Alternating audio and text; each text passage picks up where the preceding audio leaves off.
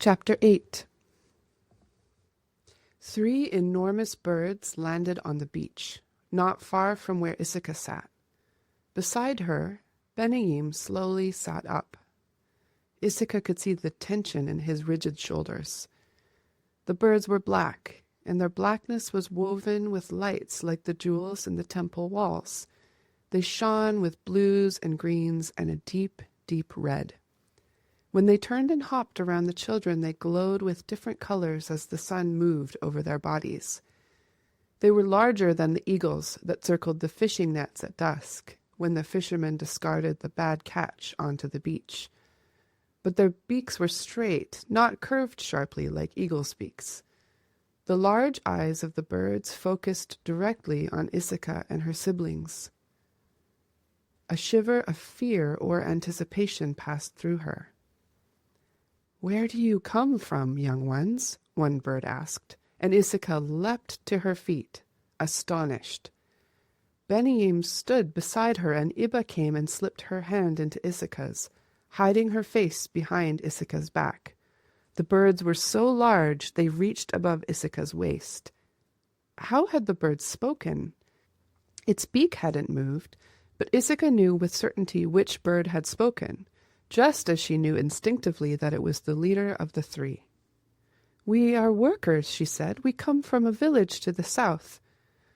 The birds exclaimed among themselves, clicking and chirping, and Issachar stepped closer to Benaim. Was she dreaming? She must be. It explained their healed hands, the lack of pain in her back and face. She smiled, glad to have found such a simple explanation. Beside her, Ben shifted from foot to foot. The sounds the birds were making to one another sounded like speech, though Issachar couldn't understand their meaning. The leader spoke again, and Issachar knew, with sudden clarity, as his words reached around them in the air and in her mind, that she was very much awake. This was no dream. "You don't look like workers," he said. His speech was something that conveyed instant understanding, that showed her the intent behind his words as well as the words themselves, and as she listened to him, it was almost as though she could hear his day, his morning of flying over the sparkling sea, the fruit he had eaten, as though she could hear his kind thoughts toward the 3 of them. It wasn't so much speech as a kind of closeness, a way of being absolutely together. She gasped from its warmth and its rudeness. In her village, to intrude on someone's thoughts the way this bird was doing was worse than looking into someone's soul through their eyes. It was as though he was in her soul already and knew that she needed to be reassured. "Shield your eyes," she heard her father's voice say. "It's true," Ben said. "We don't. Our mother came from far away, but we have lived in the worker village for many years." There was a bright exclamation from the birds again as they spoke to one another. Though Issachar couldn't understand what they said, she could sense their surprise and curiosity. "Why are you so sad?" the bird asked. Though Issachar felt less sad than she should in this beautiful place, his question brought their loss flooding back to her. She felt a stab of pain and fear for her brother. "We tried to rescue our brother from the sea," she said, "in that boat." She pointed to their boat, which looked rather ragged and old in the bright morning light. "But people came and took him, and now we don't know where he is. We are desperate to find him." A second bird answered her, and Issachar somehow knew she was female. "Was he outcast?" she asked, and behind her words Issachar heard deep anger, though it didn't seem directed toward Issachar and her brother and sister. "Outcast? You would say given over, perhaps?" "Yes, he was." The birds clicked and rustled. "Then they have carried him to the place where the Mawil always take the outcasts. It is very far away across the land. You cannot take a boat there."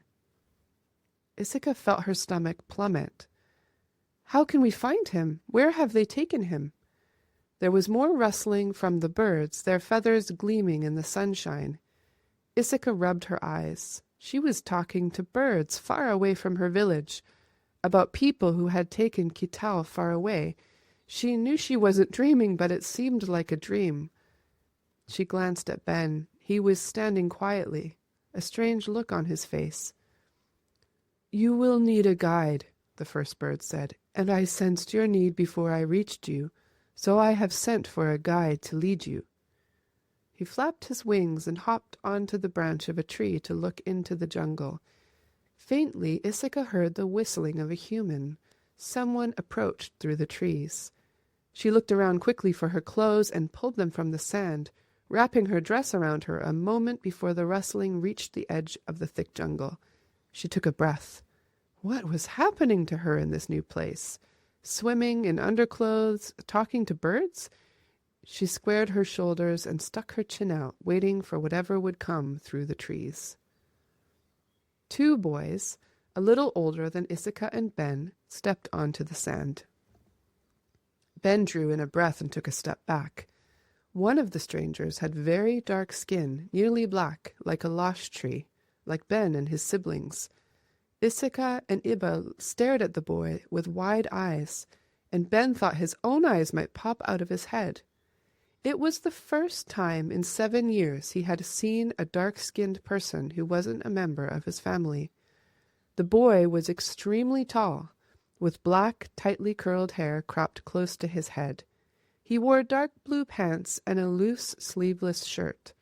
Thin bronze bands encircled his upper arms. There were patterns embroidered on the collar and front of his shirt. He wore tall boots on his feet, and he looked every bit as shocked as Ben felt. The boy with him was pale-skinned. He looked just like the people of Ben's village, but tanned from the sun, like a fisherman or a farmer. His hair was so blonde it seemed to be white, and it didn't lay down, but pointed in every direction, mostly up, like a tangle of grass. The two boys looked at each other, and the blonde one said something Ben couldn't hear. The largest of the strange black birds spoke. "These lost children need your guidance, Jabari, Gavi," he said. From the first moment the birds had arrived, Ben had been riveted by their effect on him. Their words sang inside of him, and he could sense their deep meaning and the joy at their core. It was as though Ben was an instrument that rang with their joy. He found that he needed to hold himself very still, or he might do something crazy like cry or run or jump in place. When the birds spoke now, the music inside Ben flared up again, and he held his elbows tightly against his rib cage, holding himself together. Ben didn't know what was happening to him.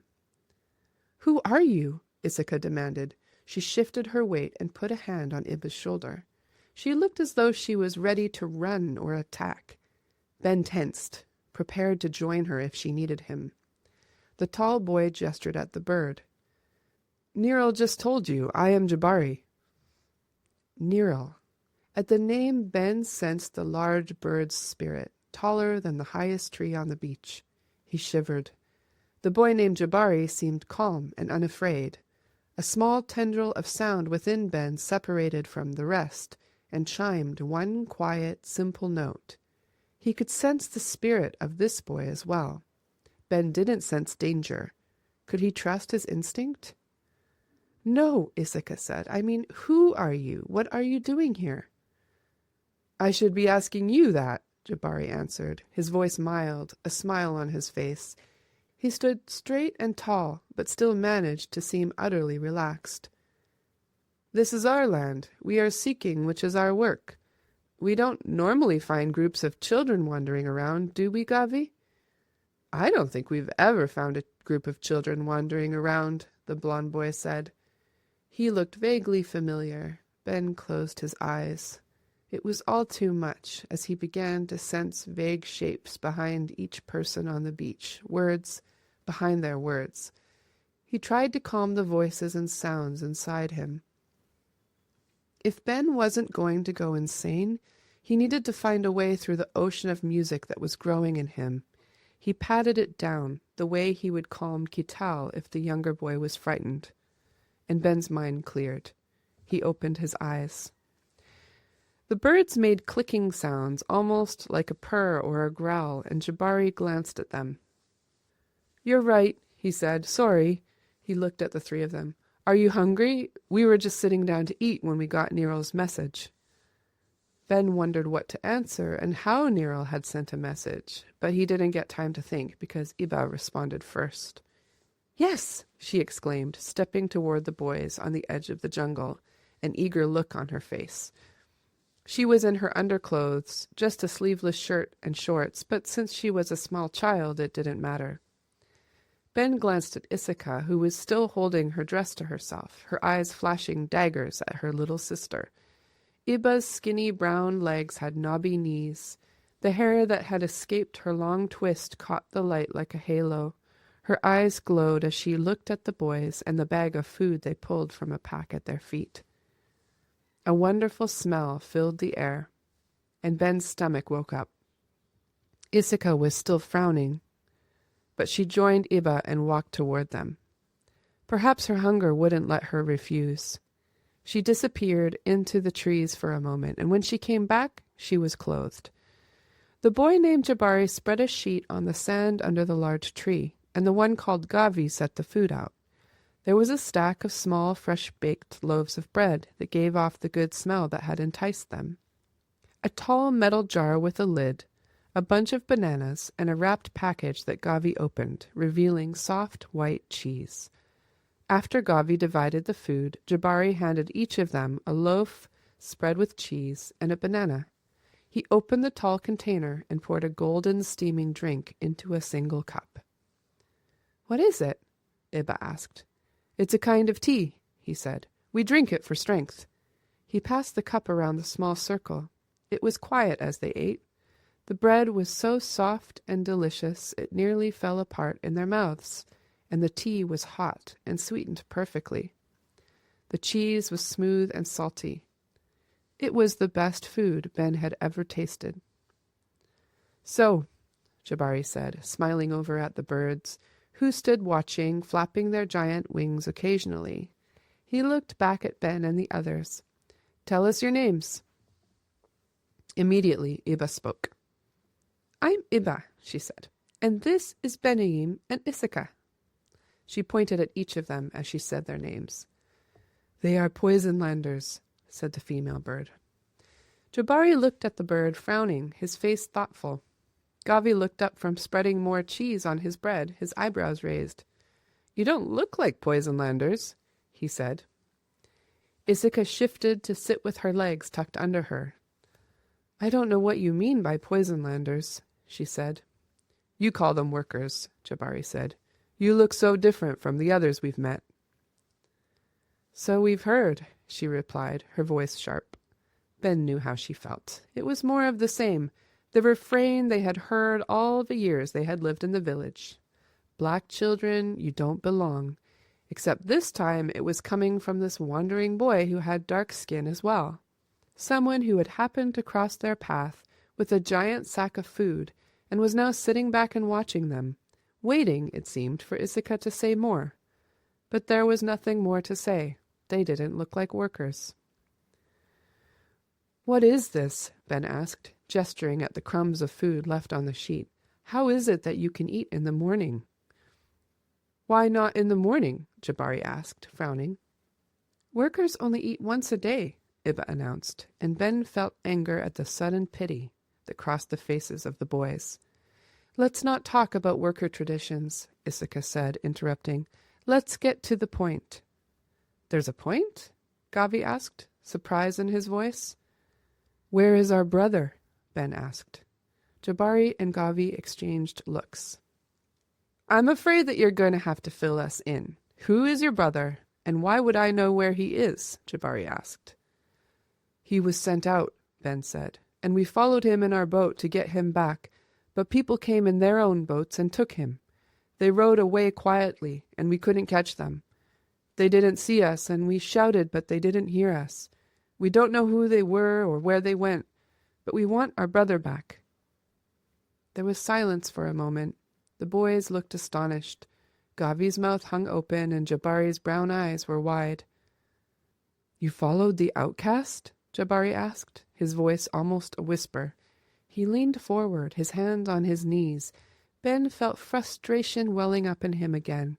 Kittel was getting farther and farther away while they explained every single thing to the strangers, who kept using words that Ben didn't understand. "I don't know about outcasts," Ben said, "or what you mean by that. Kittel was given over, and we had a plan to get him back, and then, well, I don't know what we were going to do. We couldn't go back to the village, we knew that. But then the people in boats took him. Can you help us? Because if not, we need to keep going. We need to find him." "I've never heard of anyone following an outcast before," Jabari said. "No," Gavi agreed, nodding and looking up at the branches overhead. "That's because no one has ever done it." "How would you know?" Issachar demanded. "Are you all seeing?" Ben privately agreed with the other boy. He didn't think anyone had ever tried to rescue someone who had been given over. No worker wanted the wrath of the goddesses on him. "No," Jabari replied, "we are not all seeing. We are the Mawil. We rescue the outcasts and bring them to our land, every one. That is why Gavi knows that no worker has ever tried to rescue one. We would know if someone had, just as we are now finding out that you have attempted to retrieve your brother." "What are you saying?" Issachar asked. Her face was shocked. "Are you telling us you take every one of them out of the water like we saw yesterday?" "Yes." "Then the goddesses don't get any of the offerings?" Ben asked. Jabari's face changed so swiftly that Ben sat back, afraid of the anger he saw there. "The goddesses," Jabari spit. There was a clatter and growl from the birds again. They flapped their large wings, stirring the leaves on the trees. Jabari stopped talking and watched the largest bird. His face became sad. "The young ones know only what they have been taught," the female bird said. She turned and lifted her wings, and the light shone on the bluest part of them, then suddenly glowed brightly as she flapped them again. "All things will be made right," she said. Her voice was deep, and tendrils of wild song crept through Ben's tentative lid on the jungle of music. "The crooked will be made straight, the soiled will be bathed in light." Her voice changed back to normal. "Be patient, Jabari." Jabari picked up a clod of hard sand and squeezed it. The sand ran from his palm to the ground. "I am sorry, Ifir," he said. Gavi looked up.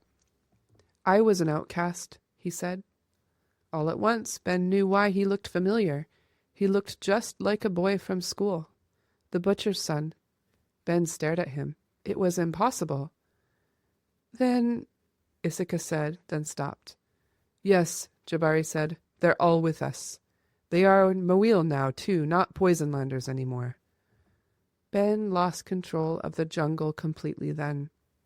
Images, songs, shadows of past things flashed through his mind until he couldn't see. A name flitted through his head, a note of the saddest music. Arya, his sister's name. He stood shakily and gripped the tree branch. Everyone looked at him, but as he touched the tree, his head cleared and the voices calmed. He took deep breaths, sure that he was going insane. Too many hours under yesterday's sun had burned the little sanity left after years of the bells of doom. He sat down. Issachar's spine was tall and straight. She stuck her chin out. "Take us to him," she said, and it was not a request. Gavi and Jabari looked at each other. Jabari shook his head. "It has never been done," he said. "We couldn't bring Poisonlanders to Azaria, our royal city, or even deeper into Mawin." Gavi nodded, his brow creased. Ben took a deep breath, ready to argue. But Niril gave a long, deep cry, and Jabari sighed and dropped his head into his hands. "Come into the trees and we will speak, Jabari," the bird said. Jabari looked at Ben and Issachar. "We go to talk with the Othra," he said, "and we will come back when we have made a decision." They turned and walked into the jungle, and with a breath the birds lifted above the trees and flew a few feet above the jungle canopy until they were out of sight.